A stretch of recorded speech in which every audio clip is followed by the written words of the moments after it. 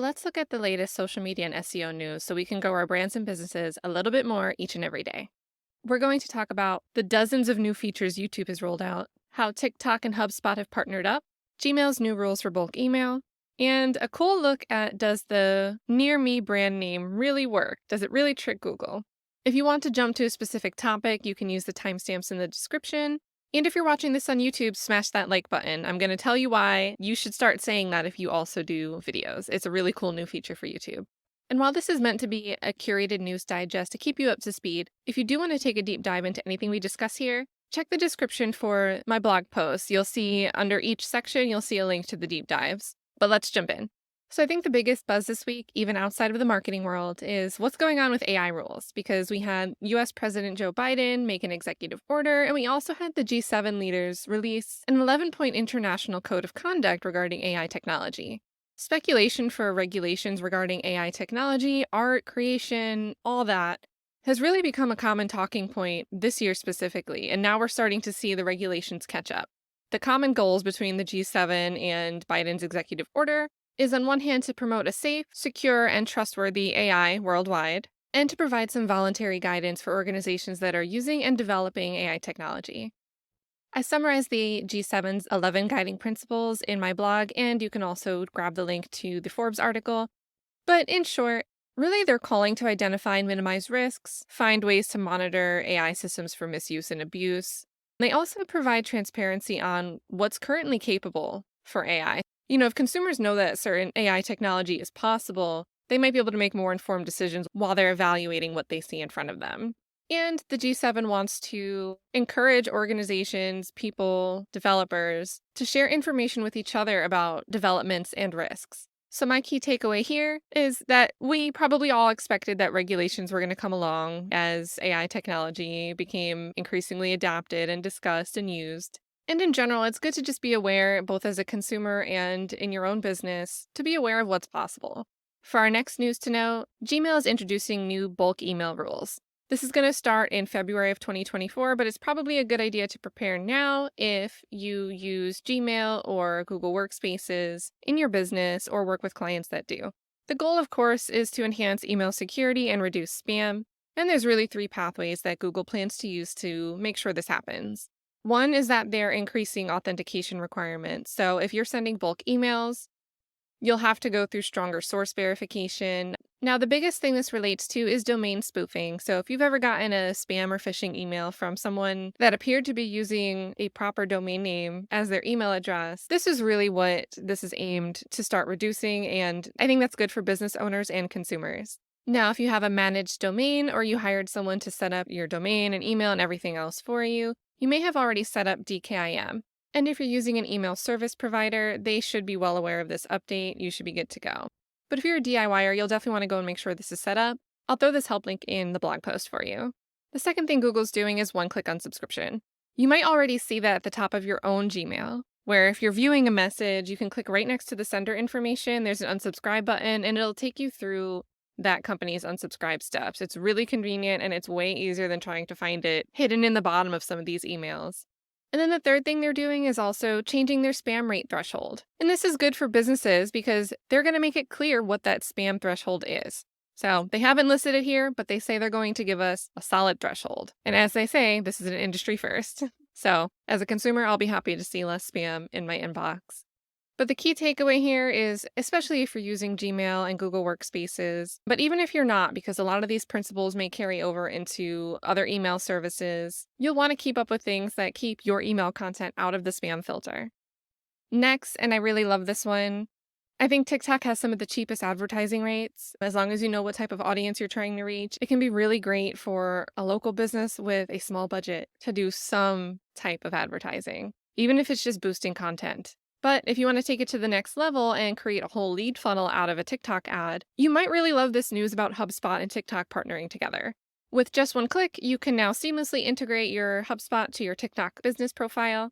And when you launch a TikTok ad with the goal of lead generation, when you capture a lead, it will be synced to your CRM in real time. That means you can set up instant drip campaigns and whatever other action you want to do, alerts for your sales team, and so forth. The great news about this is it can help you get some of your TikTok audience into other channels and get them engaging there. with the Sales Hub integration, you can watch where your prospects are moving. So if they come to you through TikTok or you've had them in your system, but they click a TikTok ad of yours, you can see all that behavior and you can set up certain alerts to trigger maybe a sales call or a sales email, knowing that they might have higher intent now to use your service or transact with your business because of an action they took on TikTok. And lastly, I kind of love this because TikTok does give you insights, but HubSpot will give you a lot more. So by getting a TikTok user into your HubSpot CRM, not only can you get more information about that specific user's behavior and their customer journey, but you can also get a bigger picture through HubSpot of what role TikTok plays in your business. It's just my speculation, but I do believe similar types of integrations that are not exclusive to HubSpot might be announced by TikTok in the future. The key takeaway here is you can reach new audiences on TikTok, get more of your TikTok audience over into other engagement channels, watch their journey, and even be able to see when your existing leads from any source interact with you by taking action on any of your lead generation ads. I don't use HubSpot in some of my personal niche brands, but I've used them for clients. I'm familiar with the inside of HubSpot and how it integrates with other platforms, so I'm excited to hear about this TikTok integration. If you use HubSpot or if you're a HubSpot implementation specialist, make sure you let us know in the comments. For one, you never know who's looking to get set up with HubSpot. And two, you could help someone figure out if HubSpot is worth adding to their tech stack. So for me, it's a tie over whether these YouTube updates or our next story on the Near Me brand name can actually trick Google or not. It's a tie. I love both of these news updates. For YouTube, we've got dozens of new feature updates. If you've signed in recently, you might notice that you have a U tab over here on desktop, and you can now go here to look at your library, your history, and your account information all in one place. But I think there's some other cool features we should talk about that might not be as noticeable. They are great for users and for creators, so this is especially great if you do both. One of the features I love is stable volume control. So if you've ever gone from one video to the next, or you've just been watching a video that had bad audio mixing, you're not going to get that blaringly loud video jumping in when something was previously quiet. And also, if you're washing dishes and can't go and fix the volume on your phone and a video is too quiet, YouTube should now adjust that for you. So really stupid small, but convenient feature. There's also two new features that together are going to make it really easy to have a clean, well-formatted description for your YouTube videos. The first feature is that links to your social profiles in your description will now populate social buttons. You can see how they look in the first. This is what an existing description that updated. And then what I went and did is I went and reformatted my video description to move the links to the left so they're aligned all neat. And then I put a quick summary of them, nice, short, and sweet, right after them so people have an idea what each of them are for. This is great for users who just want to be able to find someone's Facebook or LinkedIn or whatever social profile link really easy without having to look through all the links that get added to YouTube video descriptions. It's also great for user creator because it looks neater, it's more appealing. One thing to note though is when YouTube takes your link, your social profile link, and generates this button, it's pulling from the tail end of your URL slug. So if you haven't set a custom URL slug for a social profile or you think it's time to refresh and update them, this might be a good time to do so. And you'll also be able to use better formatting in your description, such as italics, bolding, and strike-through text. Now, another feature that I love is that the video seeking, if you're trying to scroll from a video to a certain point in the video, it's called scrubbing. That is much easier than ever before. You're going to have larger thumbnail previews of the chapter you're scrolling through, and there's actually going to be a haptic, that means a sensory touch. If you're scrolling on mobile and have vibrate turned on, you'll be able to feel a little vibration when you're getting back to the part that you originally left off on. So if you've ever scrolled forward to see what's coming up, but you want to go back to where you left off, you'll now feel a little vibration to tell you exactly where that is. Now, this is really cool as a user, right? It'll make it easier than ever for you to jump to certain parts that you want to see, go back to where you were, or rewatch a part. I think this is also great for a creator because if you've heard me preach before, YouTube no longer cares if someone watches your entire video. If there's a part of your video that has high watchability or it answers a really specific question, YouTube and even Google will push people to the video and understand that this video, that part, answers this question really well. So this is a better time than ever before to use chapter markers and descriptive keywording for the different parts of your video, whether it's a step or one tip or a specific question and answer. Because not only is it great for user experience, but it's also great for your search visibility. Some other cool features. You've got a new lock screen feature, so, if you've ever tried to watch a video and then put your phone in your pocket and then you mute your video, it shuts off. There's a better lock screen feature for the YouTube app.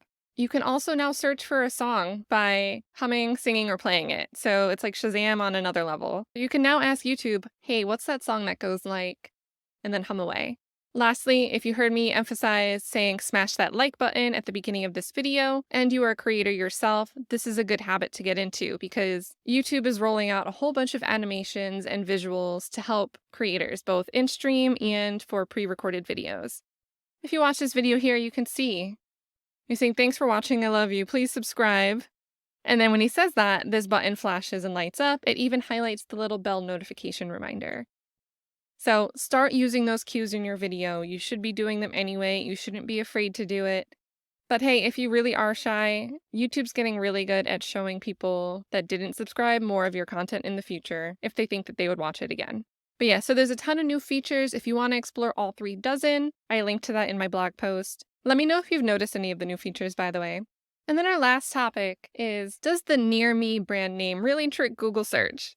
Now, what I'm talking about is if you've ever seen a business or brand name, put the key phrase near me in their name. So barbershop near me would be the actual name of the barbershop. That's what we're referring to here.